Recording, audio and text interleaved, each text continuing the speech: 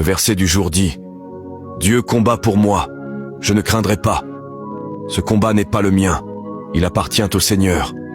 Je peux me sentir encerclé, mais je ne suis jamais dépassé. Car le Dieu qui a formé les cieux et ouvert les mers combat pour moi. Exode 14, 14 déclare: L'Éternel combattra pour vous, et vous, gardez le silence.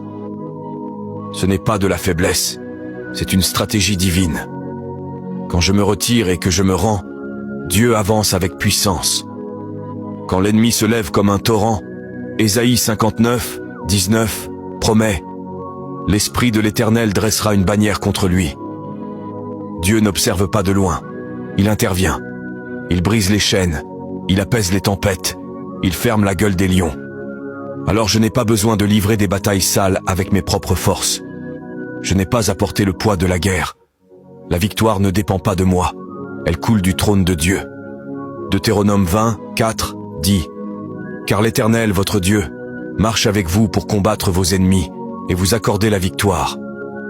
Ce n'est pas un peut-être, c'est une promesse. Et je déclare maintenant, face à tout ce qui s'élève contre moi, le doute, la peur, l'attaque, le retard, Dieu combat déjà.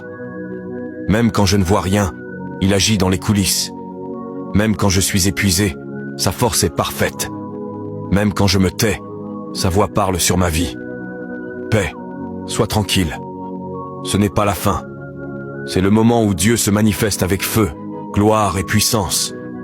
Le même Dieu qui a terrassé les géants, fait tomber les murs, ressuscité les morts, combat pour moi. Alors je ne chancellerai pas. Je ne craindrai rien. Je tiendrai ferme dans la foi, et je verrai Dieu faire ce que lui seul peut faire. Parce que je ne suis pas seul, je suis soutenu par le ciel.